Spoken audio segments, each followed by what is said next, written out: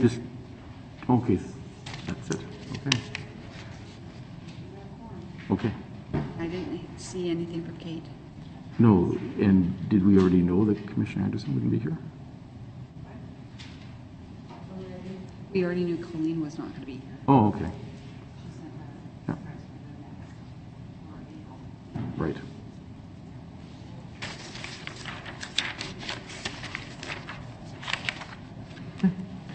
So I'll take that off just for ease. Sorry. My phone is ringing. There we go. Sorry.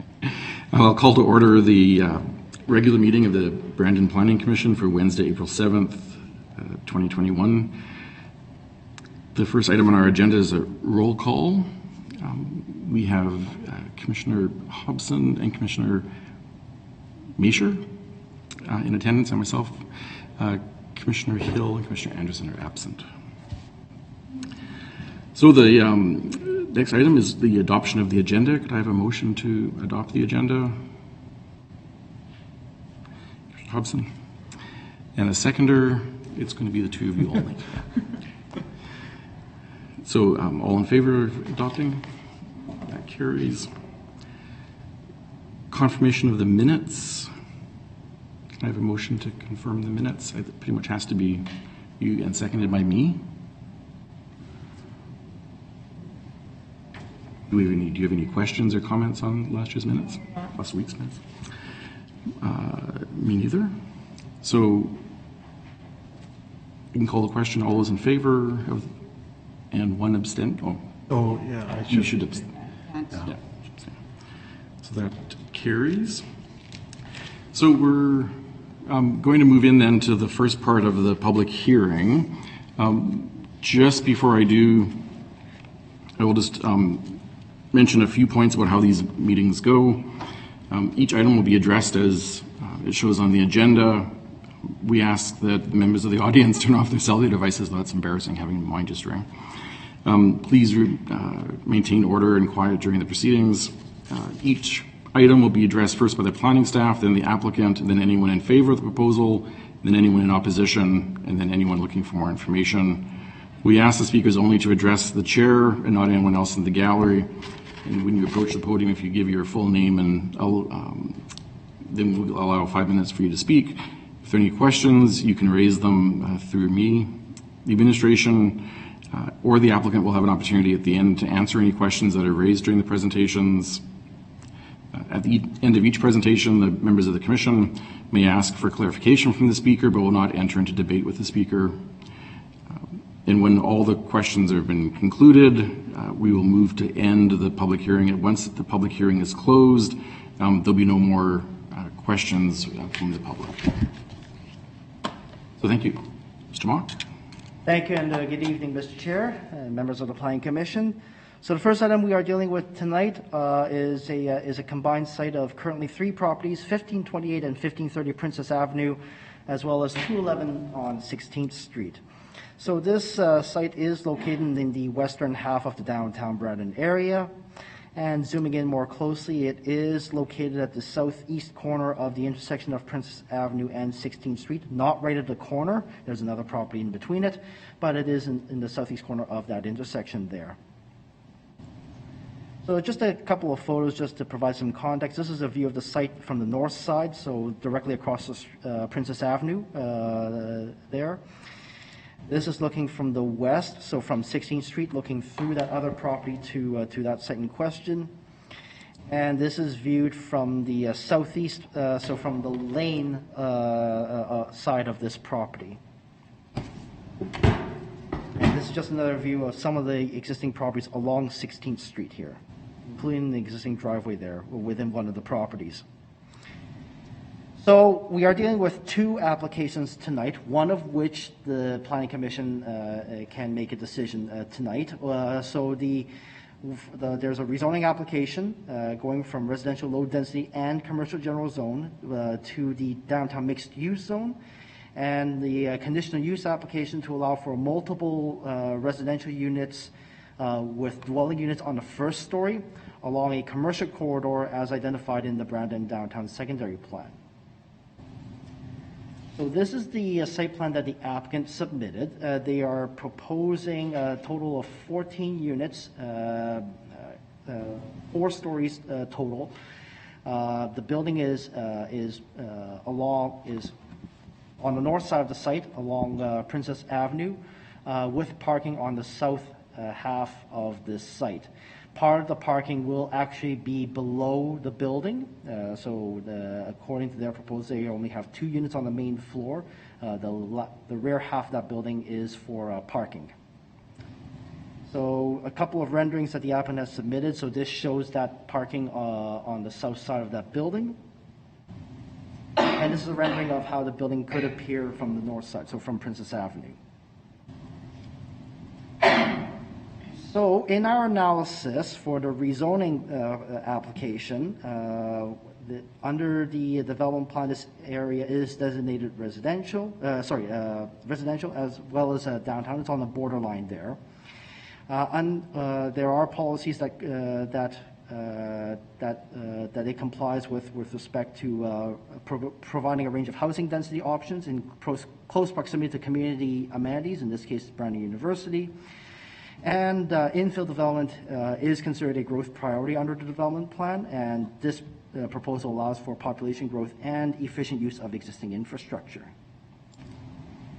So it falls within the downtown Brandon secondary plan. So the policy, one of the policies identifies this as a commercial corridor, which I will get to it shortly afterwards. There are policies that call for the principal building, for example, being oriented towards and near the street sightline edge with primary entry points that directly access a sidewalk, and so this proposal addresses that. It also provides parking behind or beside the proposed development. So it does comply with the downtown's urban design policies as well. So it does, this proposal does meet the bulk and siting requirements in the zoning bylaw, but there is a conditional use approval required, hence their concurrent application. So to clarify, excuse me, multiple dwellings are permitted in the downtown mixed-use zone. It's just that along a commercial corridor specifically, such buildings must normally have a commercial component on the first story at least. However, the applicant is proposing an all-residential building, which is why we are dealing with the second application tonight. So in our analysis for the conditional use application, the site is located in a block where residential use is predominant. So given the mixed-use nature of the surrounding area and the site being adjacent to a 5-story residential building to the east, the proposal complements the downtown vision in increasing number of residents living downtown. This proposal is similar to many of the multiple dwelling developments around the city, and this development therefore may generate some more parking demand, and the city administration acknowledges that one off-street parking space per dwelling unit it may be a potential concern for residents, but at the same time, though, it is in accordance with the zoning bylaws, downtown mixed-use zone, parking regulations, as well as the policies with respect to the downtown secondary plan that call for a more intense developments and therefore for a lesser parking standard. And then with respect to the third point, the proposed development complies with all applicable provisions under the development plan, the downtown secondary plan, and the zoning bylaw. We did receive comments from commenting agencies warranting a development agreement. Highlights include the developer entering into a conforming construction agreement with the city and the property owner of 1540 Princess Avenue. This is to protect the existing access that 1540 Princess Avenue has off 16th Street. And the developer will need to make monetary contributions for public reserve and school purposes. Now, as of closing today, before I reach that point, the applicant did reach out to nearby property owners by mail as part of their public outreach efforts. One resident raised concerns about how the development may impact the area's existing infrastructure. And as of closing the day, the city did receive one letter of opposition initially, with the main concern being about parking, but that was later withdrawn and turned into a letter of support. And we also received an additional letter of support shortly afterwards. Mr. Chair. Thank you. Commissioners, do you have any questions for administration? None at this moment. And I'm just, for clarity, so the current parking is within the requirement? We're not... That is correct, Mr. Chair. The downtown mixed-use zone requires at least one parking space per dwelling unit.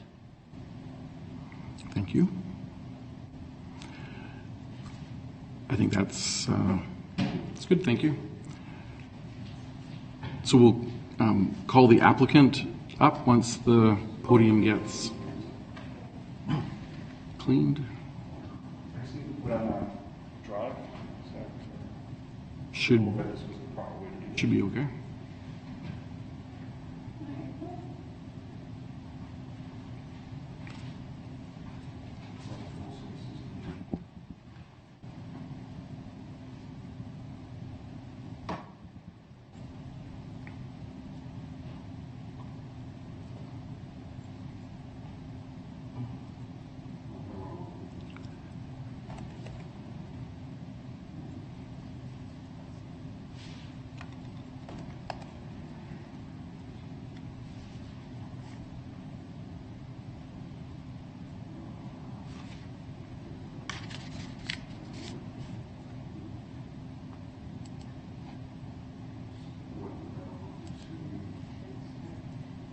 I gotta close them out. Want to close it right out, Amber? Nice. So actually, open the Oh. that one? No, just, and then,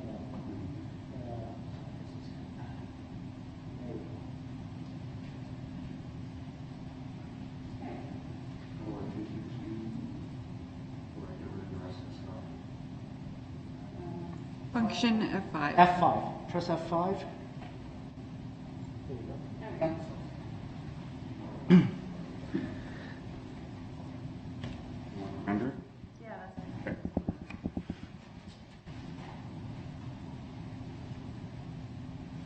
Hello, I'm Kate McKenzie. I'm part of Myria Design and Keller Developments, and I'm just here to talk about the design of this project so far.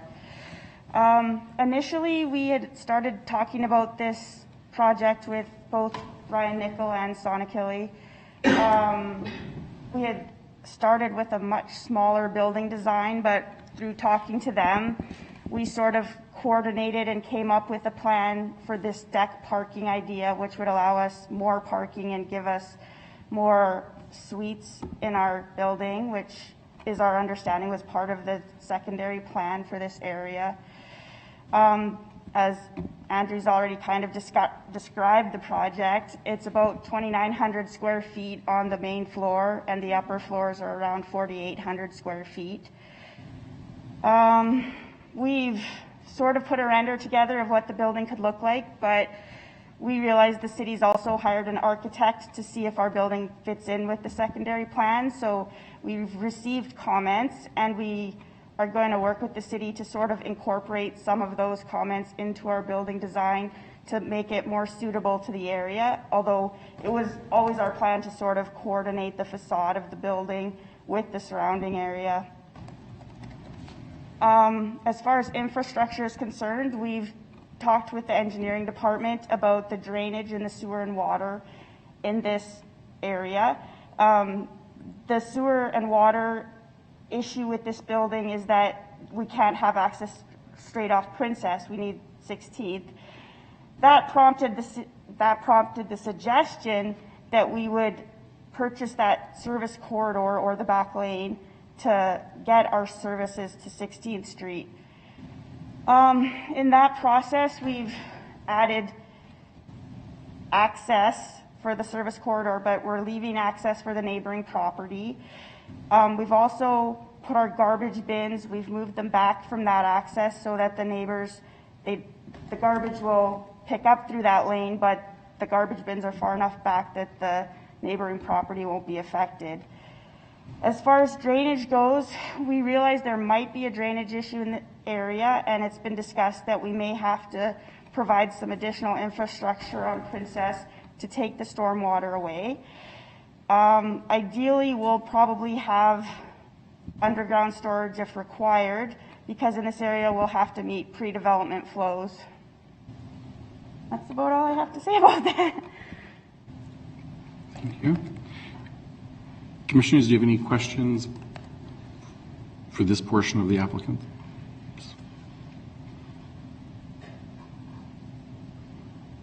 And I will just ask them, so the purchase of that right-of-way has all been approved? It's been approved. It's my understanding it's not quite purchased yet, but Evan could talk more about that if you like.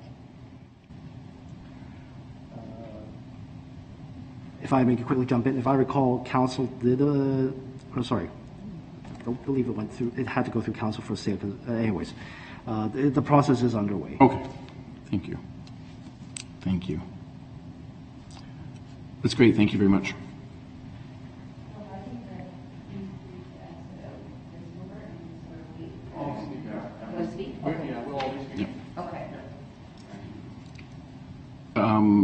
I think so. Do we want, she's just opening the door.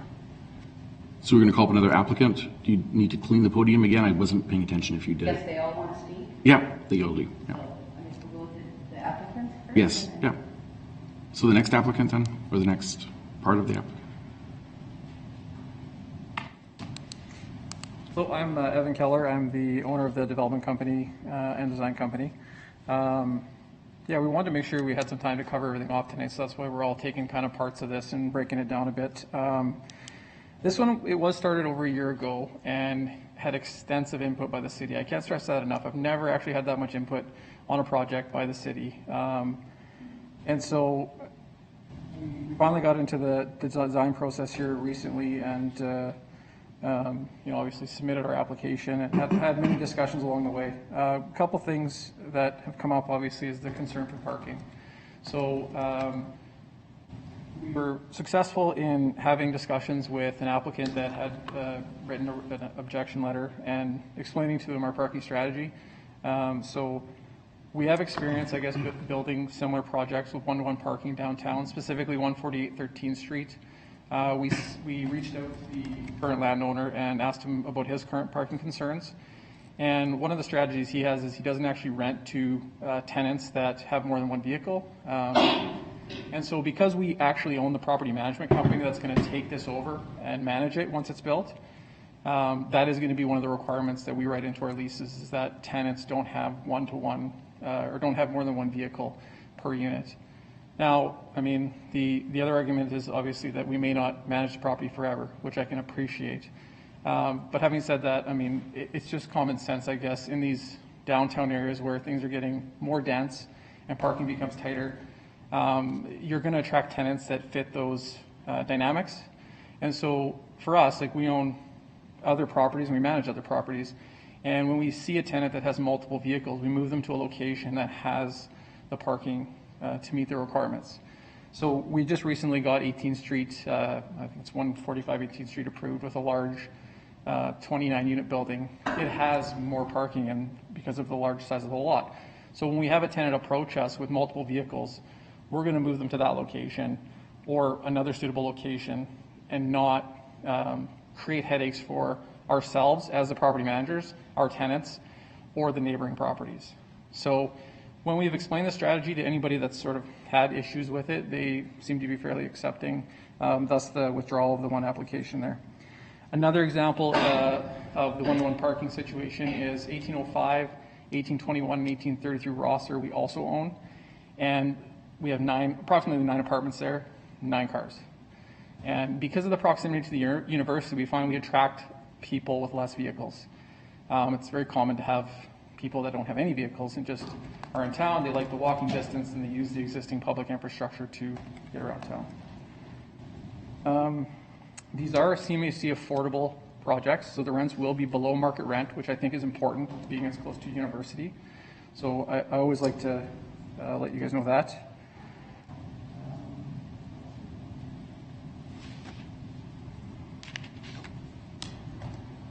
We are putting a fence in the back of the property. So one of the concerns is that tenants will potentially be parking down 16th Street.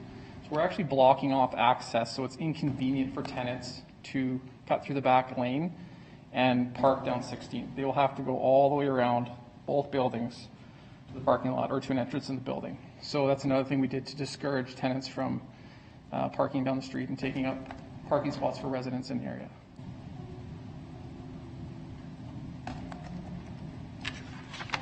Yeah, I think that's all I have. Is there? Commissioners, questions? No, that sounds good, thank you. So I'll call up your third part of your group.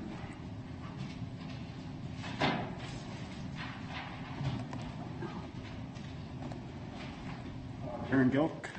I'm just speaking in regards to the community outreach. That's sort of my department. Evan had mentioned about the one resident on the 200 block of 16th Street that had valid concerns. We met with him and his wife, discussed some of the strategies that Evan mentioned and a few others. And then at the end of the meeting, they then emailed and a letter of support and withdrew their other one. We had a similar conversation with today with the pastor of the church across the street, called Christian Life Church.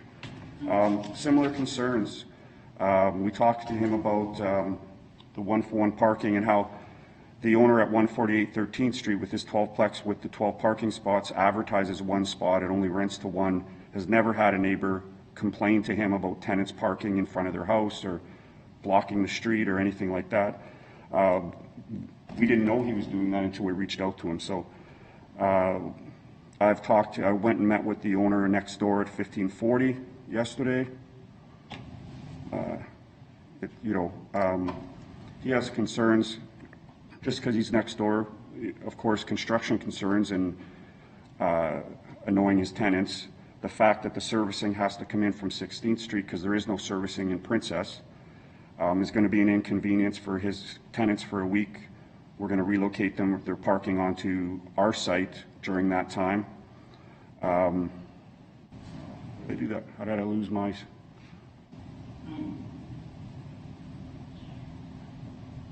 It's on. Okay. I know I'm doing that. So 1540, couple of, out of order here. Okay, so one thing we went and I identified areas that had no parking signs and talked with Sam at traffic about, why they were there and what, any extra spots that we could be creating in the area would be beneficial for everybody because we know none of the street spots are obviously dedicated to one particular property. So this no parking sign is 45 feet back from the corner, and that's due to this hedge. Talked with the property owner. We're going to have the hedge removed and a chain link fence for visibility. We'll replace it. Sam's going to review where that no parking sign could be moved up to, and hopefully we'll be creating at least one and a half parking spots in the area there. There's here no parking sign on the 200 block of 16th Street, right behind 1540. Sam figures that was there for a garbage pickup that used to run down that lane when there was houses there and this existing one at 1540. So they're reviewing whether that is redundant now and doesn't need to be there as well. In talking with the pastor of the church, we expressed about that we would actually have in our leases that if tenants are caught parking or guests are caught parking in his lot, because I guess that's happened in the area in the past, not for this property, that it could be deemed to be in conflict with their lease and could be evicted. I'll have to ask tenancies if we're allowed to actually do that, but we wouldn't have a problem doing that. We don't want to cause a problem and have tenants and disputes. So we also talked to a property owner on 100 block of 16th that was in favor. The letter for the property owner of two properties on the 100 block of 15th is in the report. I talked to the auto body shop. They like the idea of new construction in the area and kind of cleaning up that site that's been empty for odd number of years. 1540. Yeah, the fence, he was all in favor for us. We're putting a fence from the edge of his building, which is right on the property line at the rear, all the way across to the south property line of in that back lane. It'll cut down on not just the tenants parking in the parking lot or parking on 16th and walking over, just anybody cutting through the back of these properties will no longer be able to do that. The chain link fence in the front will also be helpful for sight lines. The inconvenience for the servicing and just the noise and the proximity of the building to his building were his concerns. I'll go back. So we did for 7 days, I did traffic counts in the area on 200 block of 15th and 16th throughout the day to kind of get a flow of the traffic. And I did it again at night, and I do understand that it's not, the daytime numbers aren't a true count because BU's not on, but I can't make that change. So I focused more on the nighttime one because the BU situation will be over by then anyways. And in counting the number of parking spots in the area within that 2-block radius, I had 130 street spots that exist. And on average, in that 2-block radius, we're averaging, at the night count, we're averaging 45 vehicles on the street. So I do understand the threat of additional vehicles from this building, which we're going to try to mitigate as much as possible. But it showed me that there's substantial ability to handle potentially 7 to 14 additional vehicles in the area without overflowing and creating a huge problem. So here's one of, I took 3 pictures each day, each time I took my count on the 200 block of 16th, because at the time that was the one that was the main concern. It's a very residential street beyond the lane. And this count here was an average count. Usually was averaging about 10 cars. So this just represents from the north and south edges of 200 block of 16th Street, what 10 cars on that street looks like. Now again, the daytime one would be different because BU's not on, but here's a nighttime one at 8 p.m. There's now 10 cars on the street there, and we're trying to keep cars from that block, but if there were some, it's not overflowing and would cause too much concern for the existing neighbors. Initially, we had the garbage in a spot. I think you mentioned that we moved it. Sorry, I won't repeat that. Yeah, so that's basically, we tried to talk with anybody positive or negative. I think the church still has concerns that if this ever changes hands, that the next owner may not be so conscious of the neighborhood and parking, but I believe he wants to speak to that. That's it. Thank you. Commissioners, do you have any questions? No. Thank you. All right.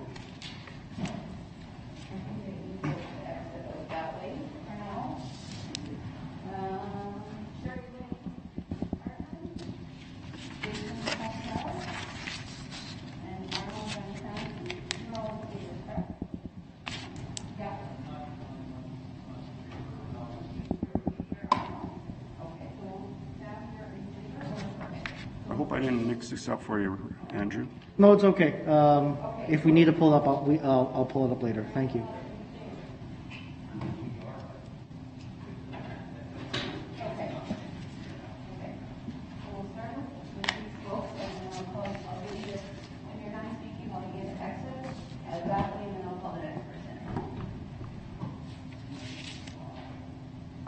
So this is Sherry Lynn Hardman.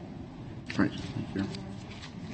I wanted to see the podium and help them do it. I just came to see what was going on because I left out my window. Oh, okay, so you didn't want That's to? what I see, what's out my window, but I don't. Okay, so you don't want to speak? No. Okay, then we'll get you to exit out that way and we'll. So then basically I'm done then? You can, welcome to stay and listen. Okay, because where can I stay and listen? You can stay out and I'll listen. Oh, okay. Yeah.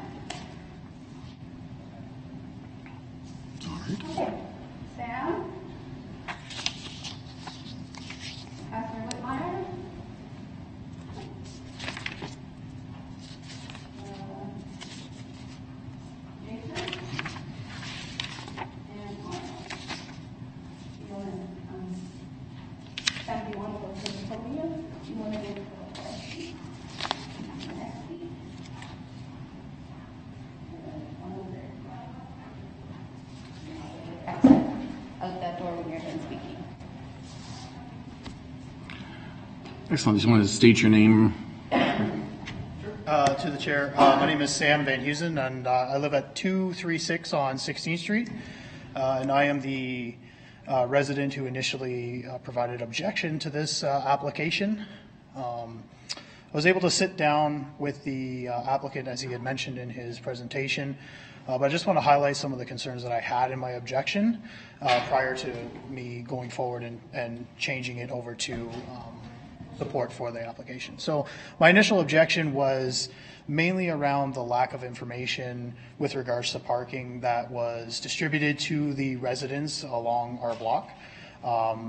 The applicants have done a great job of explaining how they are mitigating against some of the concerns, but the concerns that I had were just living on the street and knowing that there's a limited parking in effect through the day, being close to the university, that section of the 200 block of 16th Street has some more than just single detached homes in that area. There are some duplexes and there's a fourplex across the street, and so we'll see more than just the amount of parking produced by single detached homes on that street.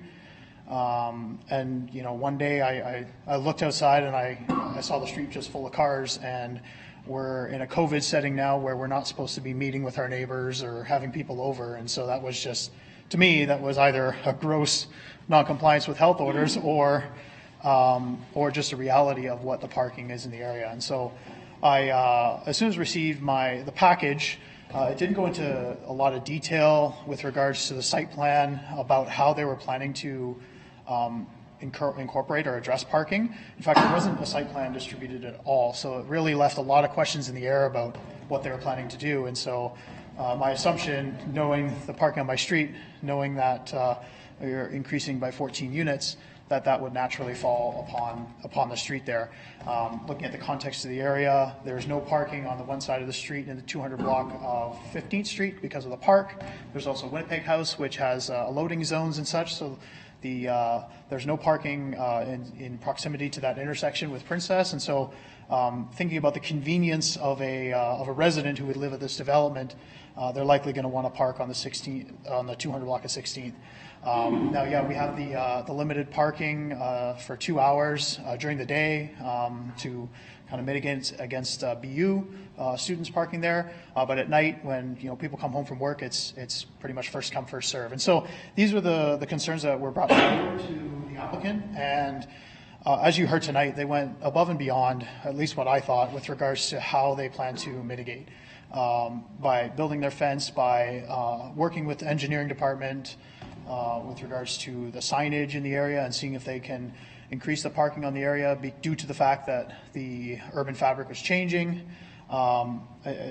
Just the traffic counts that they had produced and the times of day that they had gone out to kind of corroborate our claims, or at least plan against them, was just astounding. And moreover, just the fact that they plan to retain the ownership of the building is what really kind of drove it home. So that even though there are concerns if they were to ever sell the building, there are buildings across Brandon that were built decades ago and have parking issues.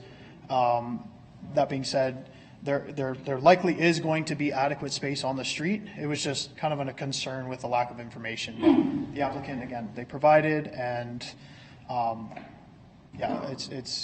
kind of gave me and my wife a comfort to know that that would be addressed. Because again, we weren't necessarily against the development at all. Like, we'd love to see development on that lot. We just had originally thought maybe 14 units was too much, so we had proposed 10 and asked for a dialogue, and they came to the table and kind of sat out to justify the 14 units, the extensive work that they have done with the city, and that the city is on board with this and wanting to support despite some of the concerns there. I'm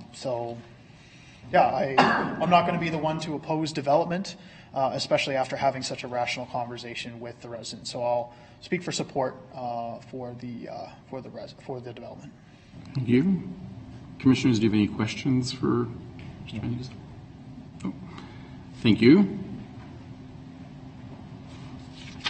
So the next that I have in support would be Pastor Whitmer.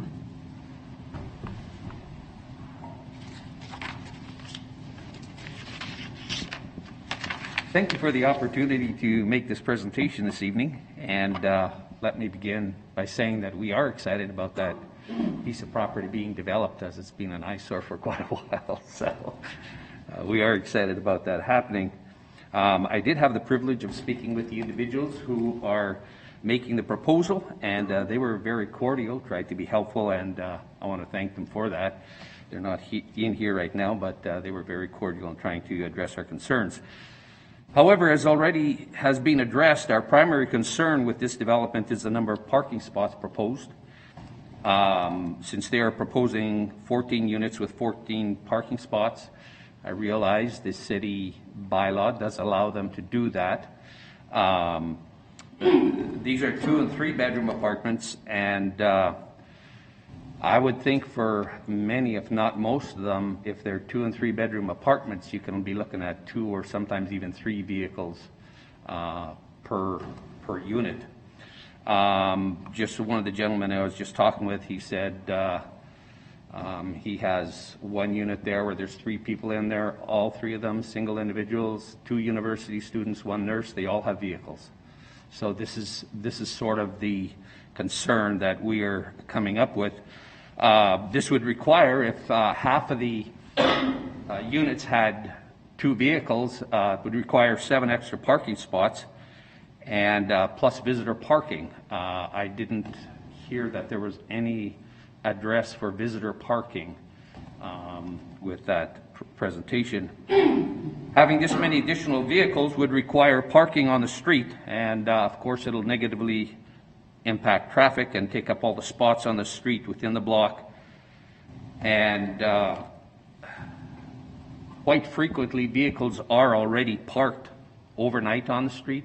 I'm the pastor of Christian Life Church right across the street, and since our church is directly across the street from the building, we anticipate that this may cause some unnecessary difficulties with having vehicles parked in places which are currently available for parking when we have our services. And I realize that there is some parking restriction on there from November to March with the snow clearing.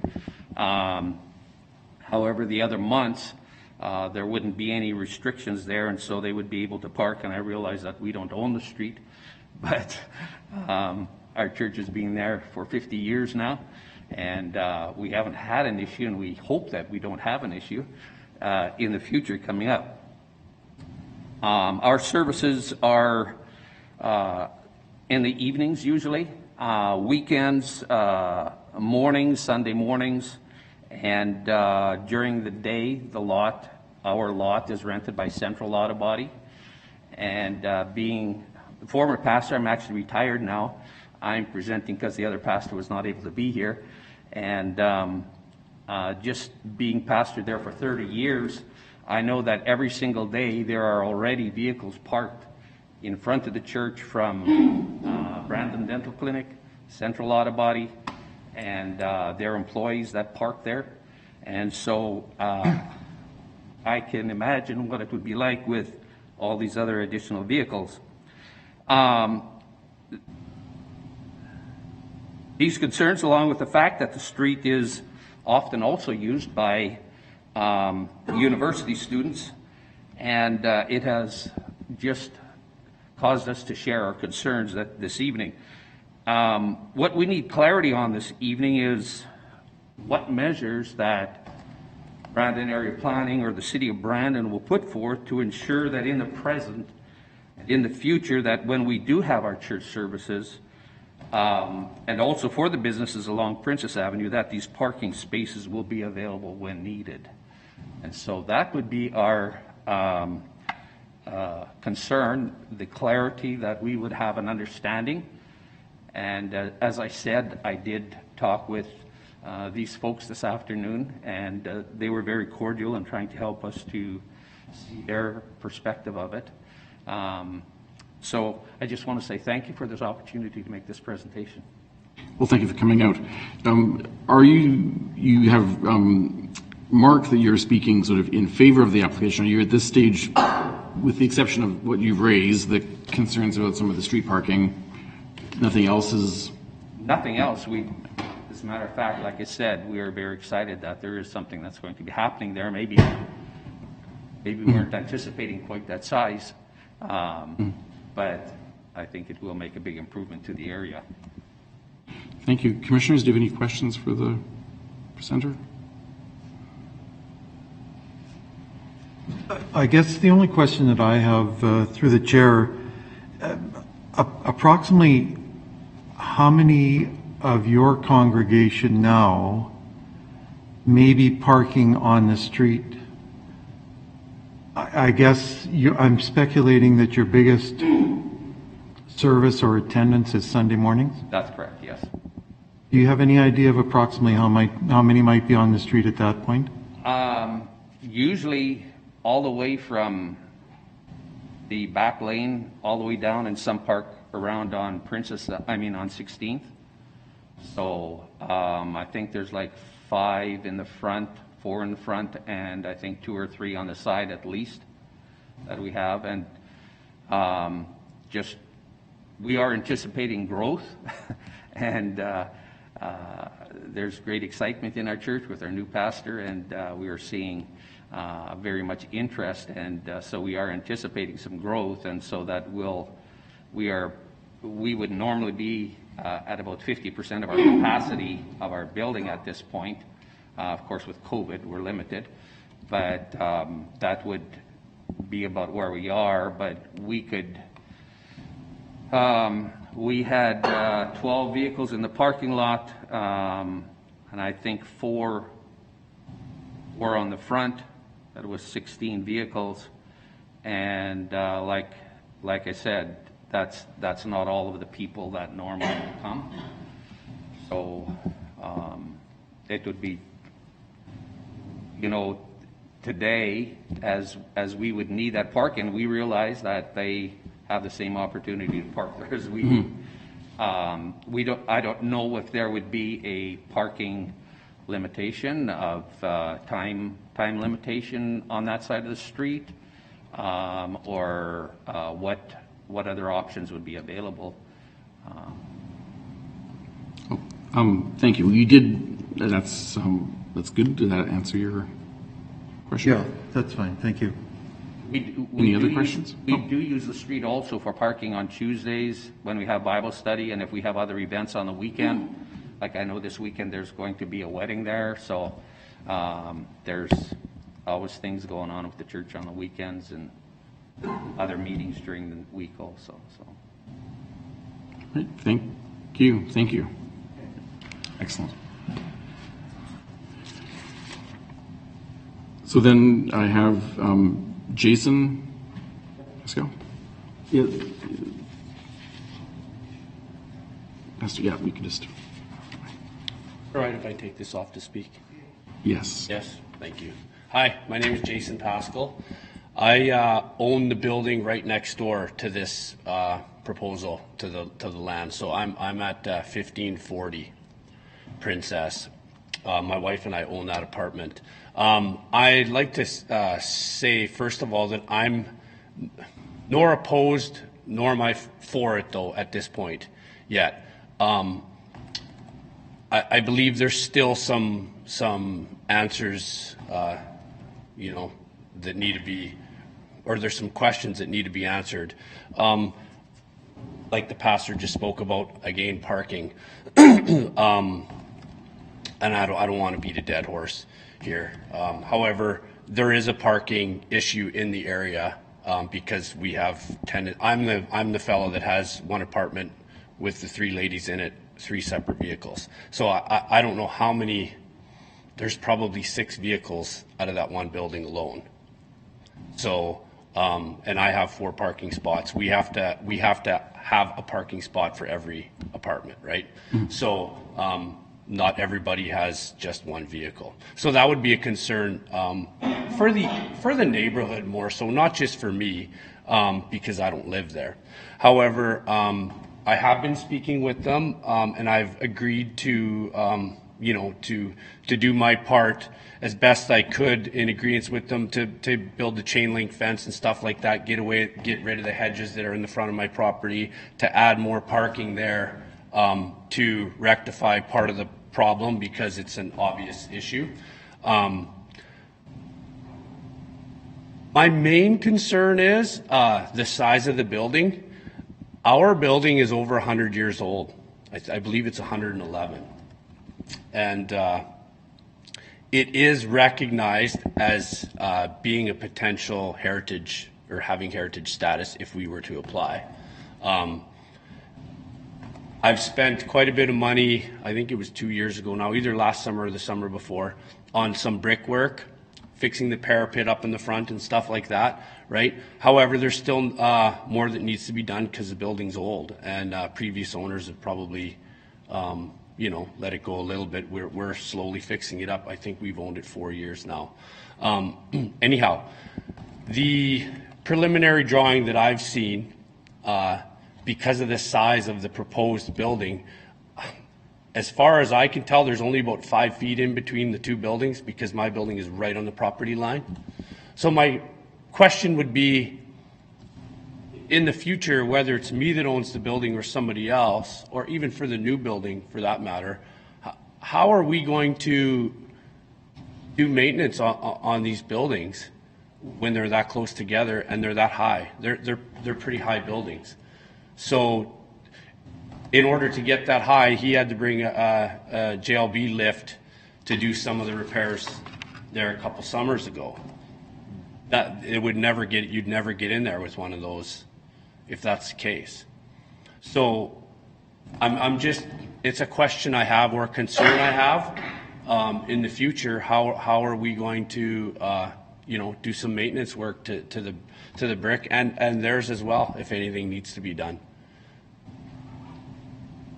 Thank you. Is that the range of your questions? Yeah. I think so. Yeah. Sure. I mean, I don't think we need to talk about parking anymore.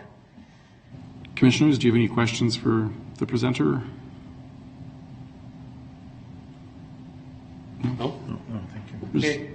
Mr. Mark, do you want to speak to the proposal is not looking for any variances to side yard or anything? It's all within. No, where they need to provide a side yard, they need to, through the chairs, right? Yes. Because they need to provide a bit of a side yard here, they have to provide at least 1.5 meters or 5 feet. The intent is to provide a gap at least for the purposes, the intent is to do things like maintenance over there. Whether or not it's an ideal width, that's something perhaps maybe the applicant can also address with how they can address those concerns as well. But yeah, the zoning bylaw does say that if you are providing a side yard, it needs to be at least 5 feet. Okay. Yeah, because I've been in construction for almost 20 years, and 5 feet wouldn't even get you a base of a scaffold, even if you wanted to go straight up. So I just don't know how you would get 60 feet up or however high that is to do any work. That's what I just would like clarification on. Yeah. Okay. Thank you. Thank you. Thank you.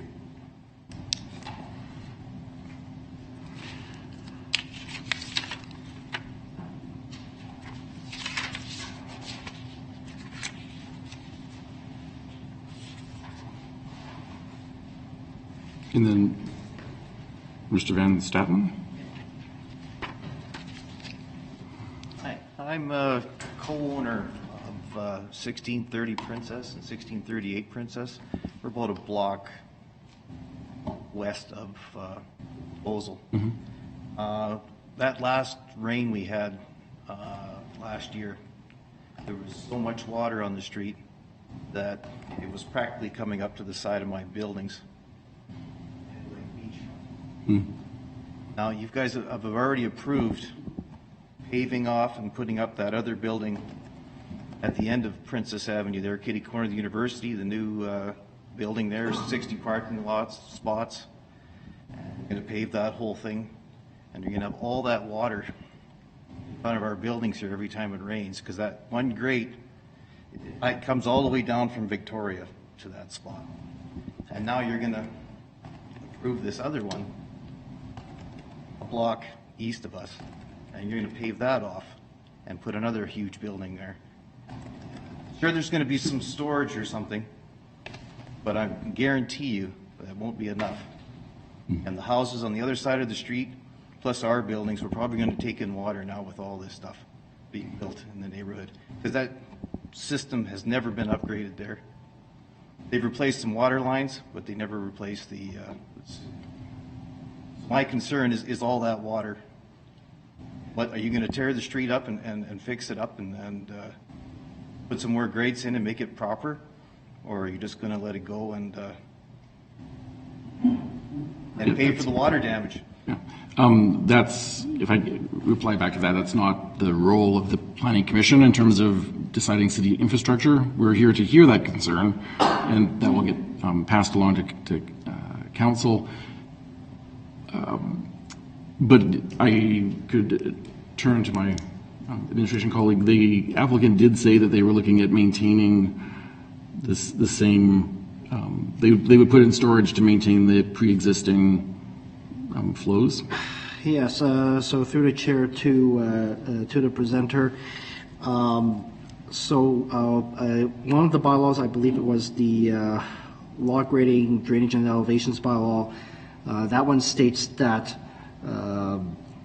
with any new development, they cannot generate greater flows than before the development has occurred. So how much water is flowing off the property now, they must maintain that maximum, that same level when that site is built. So there are different ways to address that. Usually with larger sites, they are able to generally design to do on-site storage, or at least retardation, so slow the flow off the site. With this site, we recognize that it is a little bit smaller, so from talking with our engineering colleagues, they did advise the applicant that should their designs still be insufficient, they will be required to do some downstream upgrades to our city sewer drainage sewer system to offset that situation. So that would include some improvements actually within the block where you own your properties there actually. I don't know if that was going to be enough. Like I say, there's people with houses next door. They're in their rubber boots, trying to get that grate unclogged so that the water will go, and it's going to go over to 18th Street. It exists like a lake. People go in there with their cars and they stall, as it is right now. So I'd like to see it improved and not just maintained at what it is now. That's not enough. Okay, thank you. Did commissioners, do you have any further questions for this presenter? No? Thank you very much for coming out. It's excellent. Thank you.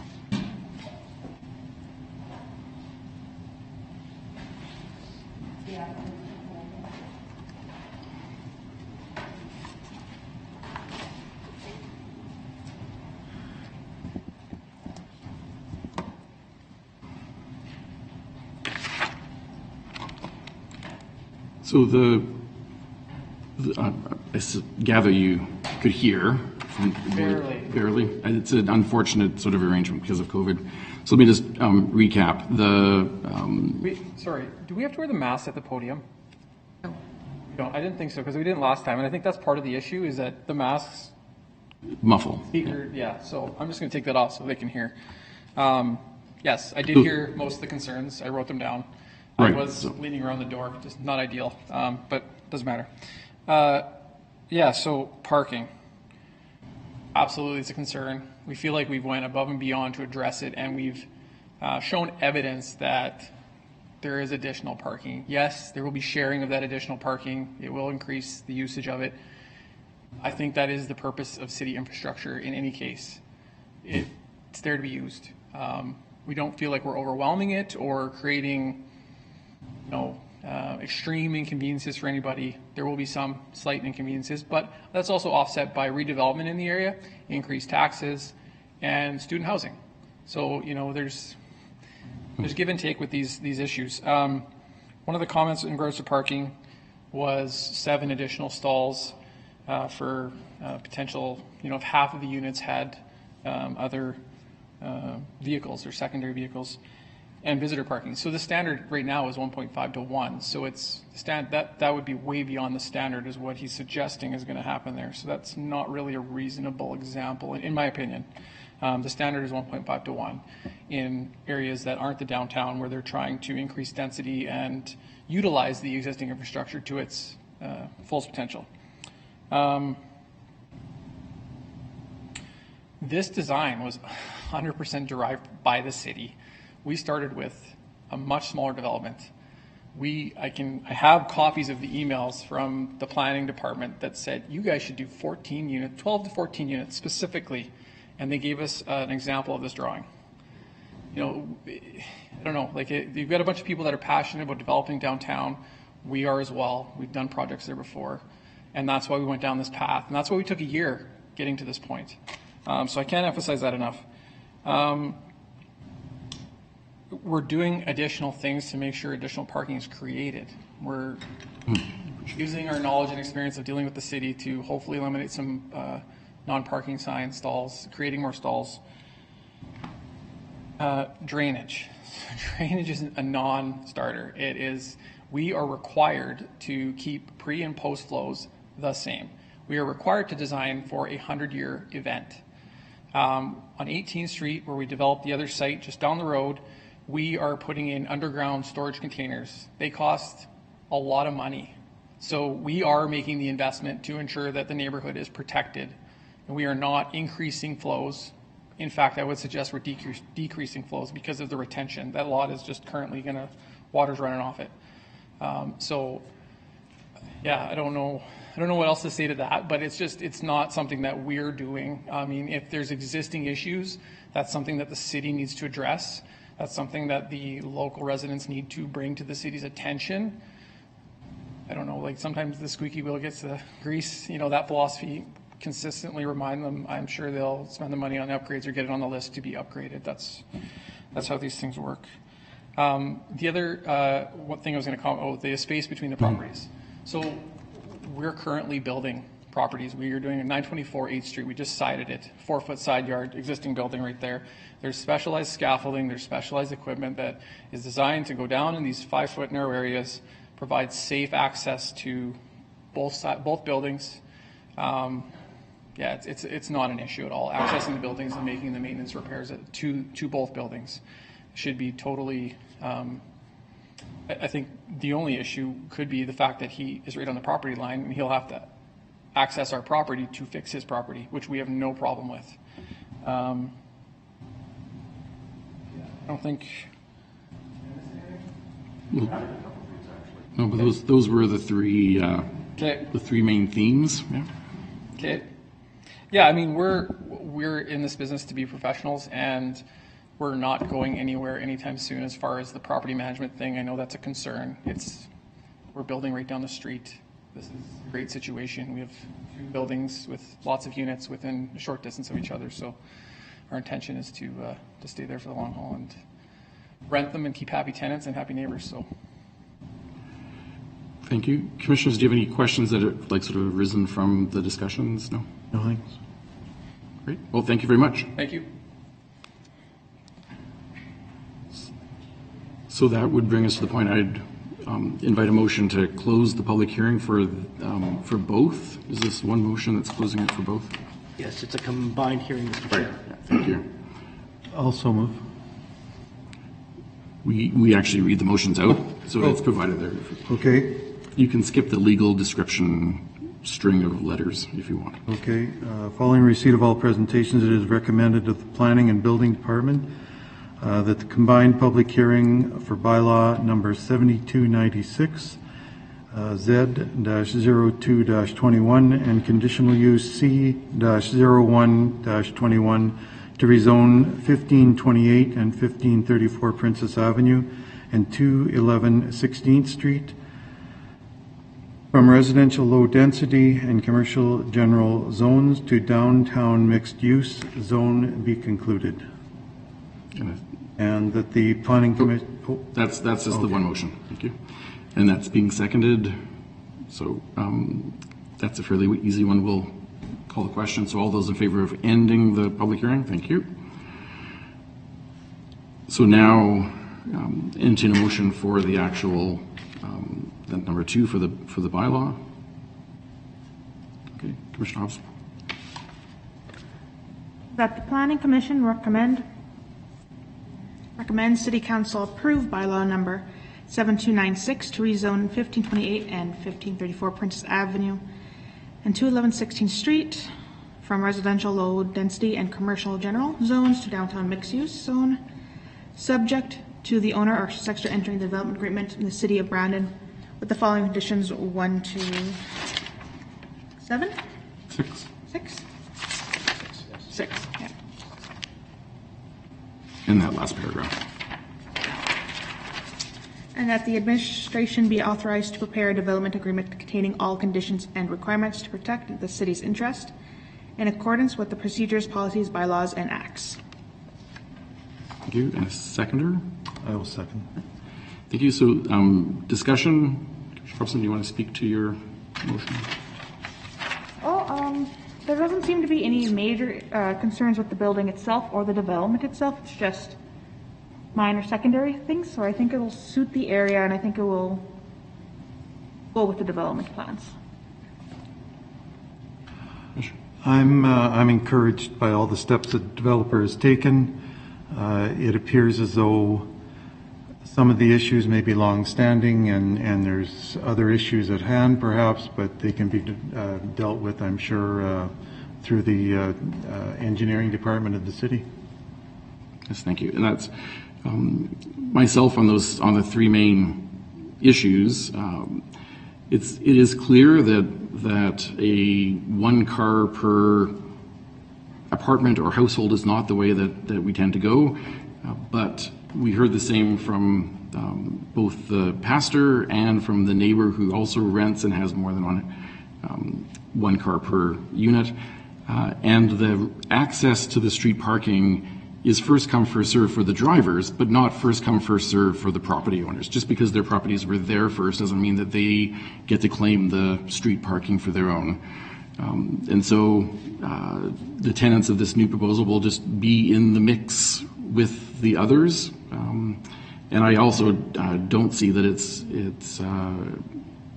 overwhelming, especially given some of the possible considerations that the city can do to maybe add a few spots onto the street. I was pleased with the applicant's response regarding the access for maintenance, and considering the fact that the person speaking in opposition, that it's their building that's up against the property line and not the applicant's. I don't see that that's something that we can address that way. And finally, the same with the water. If the applicant's not adding to the problem, then the pre-existing problem doesn't fall onto the applicant's shoulders. And in fact, as the development may spur more interest in that part of the street for the city council, maybe we will see future improvements. But again, I'm in favor, and I think that those three main concerns have been addressed. So I'll call the question for the recommendation for the zoning. All those in favor? Great. Thank you. So now we'll entertain the motion for the conditional use, which is regarding having the dwelling units on the main floor rather than on the rather than commercial use, which is something that wasn't ever raised by anybody. But so we'll take that motion from either of you. Okay, Commissioner Robson. That the conditional use, C0121, to allow for the development of a building with 14 dwelling units in the downtown mixed use, with dwelling units on the first story adjacent to the commercial corridor, as identified in downtown Brandon secondary plan, to be approved at 1528 and 1534 Avenue, 211 16th Street, in accordance with the letter of intent attachment B and site plan attachment C2 and elevation plans attachments C3 and C4. A second? I'll second. If I may jump in, I noticed that we have created some typos on the on that recommendation, so that should read 1528 and 1534 Princess Avenue, just to be consistent. Oh, there is, yeah, this is Avenue. Yes. I think that's... 1528 and 1534 Princess Avenue. The word princess was missing. Yeah. Okay. Our apologies. I think we can take that as... Any, do you want to speak to that motion? Again, I think it works for the area. It is a mix of commercial and residential, so I don't see it ruining the flow or the over aesthetics of the area. You? I agree that it's consistent. There's properties to the east on the south side of Princess Avenue that are very similar. And further west, there's residential.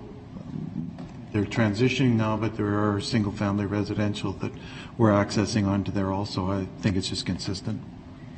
Yes, and I agree. It is not at the edge of the zone necessarily, but this is one of the purposes of the commission, is to recognize for conditional uses that the rules don't always make the most sense the way they're written, and this is a great example of where we can make this happen.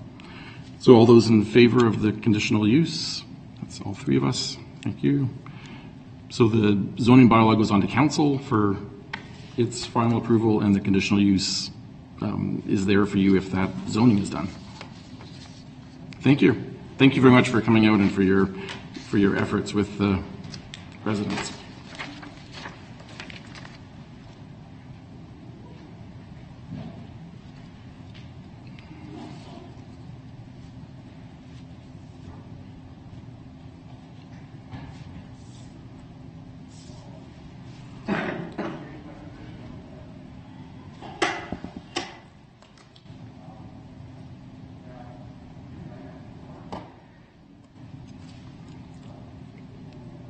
So item C.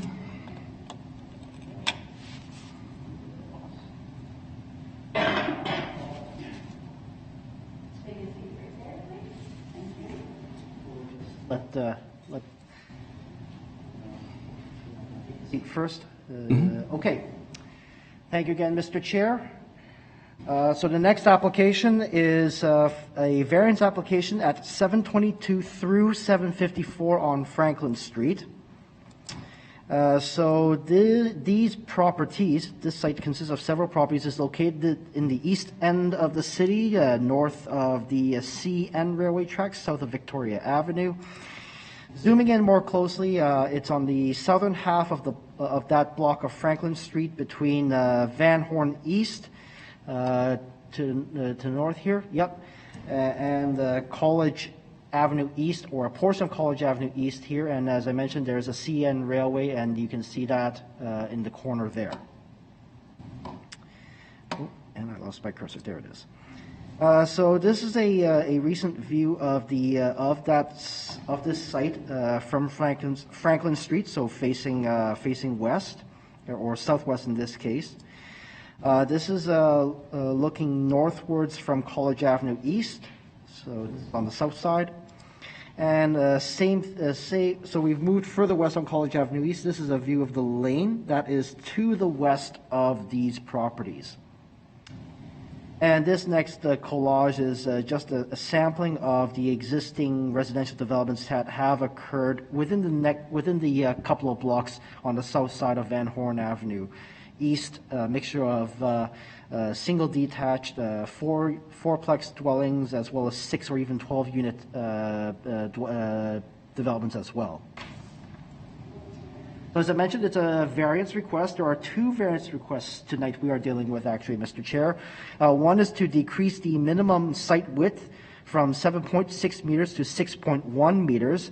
The other request is to decrease the minimum site area from 232 square meters to 224 square meters. All of this is to enable development of semi-detached dwellings in the residential moderate density zone. So this is the subdivision application map. Just for the Planning Commission's information, they are going through a subdivision application concurrently, but that type of subdivision application does not require a public hearing, hence we are not dealing with it tonight. But just to give you an idea of what's going on here, and looking at those specific properties more closely, the applicant is proposing semi-detached dwellings, so 1 unit on each property with shared common party walls. So in our analysis of this variance application, we note that the area consists of low and moderate density residential uses with a mixture of lot widths and sizes already. So although the majority of the lots are wider and bigger than the ones the applicant is proposing tonight, considering the semi-detached building format resembling one building on a wider lot, this proposal is compatible with the area. The semi-detached dwelling format is consistent with the nature of the area, and with all vehicle accesses to these properties being from the back lane, there should be minimal effects to on-street parking along the existing Franklin Street. We are aware that this is flagged as one of the areas in terms of the city's methane gas sites policies. So it's a standard requirement for the applicant to do testing and, if necessary, mitigation within the as part of the building construction. With respect to their variance requests, maintaining the existing site width and site area respectively is not necessarily injurious. However, decreasing the site width and site area does help create additional lots to increase the affordable housing stock in this area, as well as still accommodating the required minimum side yard setback for the proposed semi-detached building style. And this site is designated residential in the Brandon Area Planning District Development Plan, and this proposal meets all requirements in the city's zoning bylaw other than just these two requests they're making tonight. And for your information, there is no secondary plan in effect in this area. The applicant did send letters to neighboring property owners to inform them of the proposal. Pardon me. And as of closing today, we did not receive any letters in opposition or in favor. Mr. Chair. Thank you. Commissioners, do you have any questions for administration? I guess in this, through you, Mr. Chair, in my information, we have that it's being reduced from 232 to 244. So I would hope that is correct on the rest of the information, or it appears as though there's a typo. Mr. Mock suggested that it was 224. So that's the only thing. Thank you for catching that. Okay, through the chair to Commissioner Masher, yeah, thank you for pointing out that should be 224. Right. Okay. Thank you. We'll be sure when we have the motion that it's noted that way. Yep. Yeah. Well, yeah, because 232 to 244, that's increasing, not decreasing. Yeah. So that does not make sense. Okay. Thank you for pointing out that error.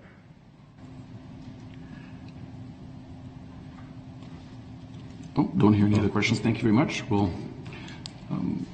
after the virtual meeting.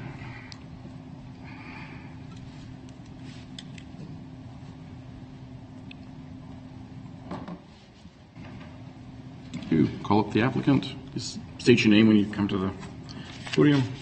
My name is Kevin Hebert. I'm the construction manager for Habitat for Humanity. We submitted the application for the increase, decrease in lot size and. Mm-hmm. Do you have anything to add to what Mr. Mock presented? Any other?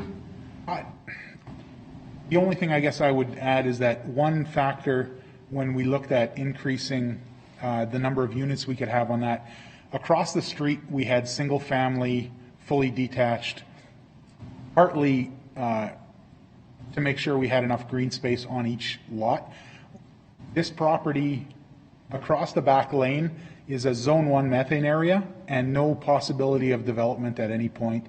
So while it's undeveloped, it is green space that the neighborhood kids use a lot.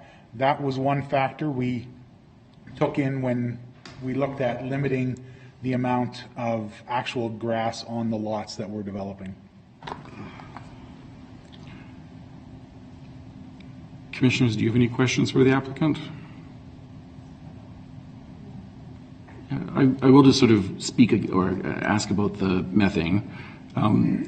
So you'll be doing, as administration pointed out, doing the testing and if necessary, providing mitigation, can you, at the time, be reasonably confident that that mitigation would not impose future costs on the homeowner?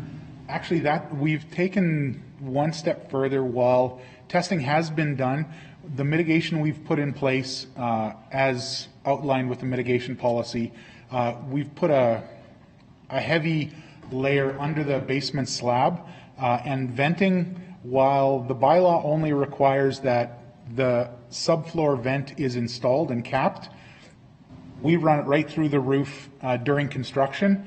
So even if there's levels detected in the surrounding areas, there's no further mitigation measures needed. We've just installed them right away at minimal cost during construction. Excellent, thank you. That was my concern, since you are offering hopefully lower cost housing, that we aren't then imposing an additional cost. No. Thank you for that. Any other questions for the applicant then or administration?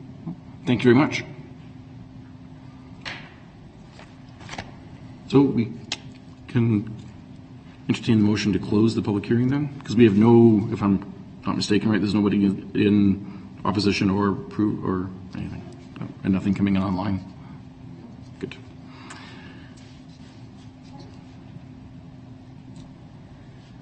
At the public hearing for variance application V0321 at 722, 726, 730, 734, 738, 742, 746, 750, and 754 Franklin Street be concluded.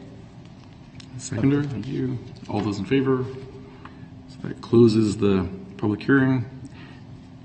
And yes, just before you entertain the motion, I wish to declare for the record, yes, I didn't have the report in front of me yet on the podium, sure. But the report does say, yes, reducing from 232 to 224. 224, yes. So it's just on the agenda that it's right. Okay. So whichever one of you makes the motion, could you just say 224 instead of Certainly. 244? I will.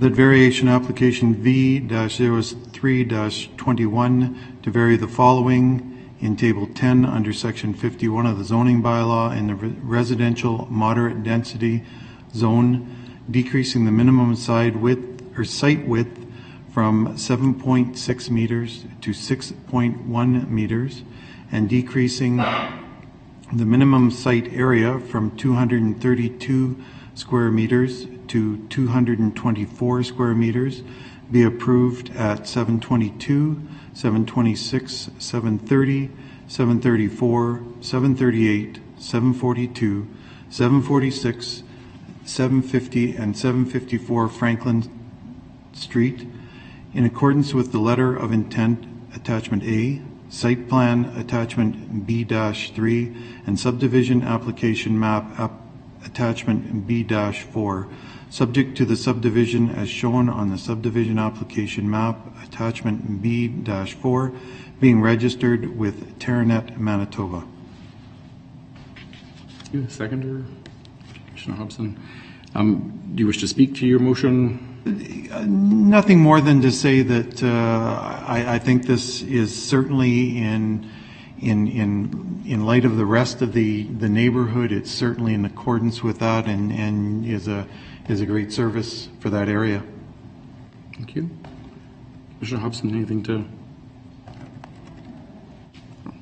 And I'm pleased with the answer regarding the methane, so I'm very much in favor as well. So call the question. All those in favor? It's unanimous. So you've got the variance. Thank you very much. Then item D seems to be administrative. Yes. Did one of us misspeak? No, it was just the report from last time was the recommendation for it to go to council, and the policy has been upgraded before that report came before the Planning Commission. Those decisions are the Planning Commission's decision. Oh, okay. So that's why this motion has to be amended to reward it so that your decision then, that motion is updated so that the Planning Commission then approves the addition of the following names. Oh, that was the street names. Yes, it was street names. Yes. Yes. Okay, thank you. That is what this motion is for, to correct the minutes. Right. So if I could have one of you, Commissioner Hobson. That the motion number 2021-007 be amended by deleting the words Planning Commission recommends City Council add and substituting the word approve, and adding the following words addition of the immediately before the wording following. Seconder? You. All those in favor of the amendment? That's all three of us. Thank you very much. Oh, that's excellent. So now we just can move on to our general business.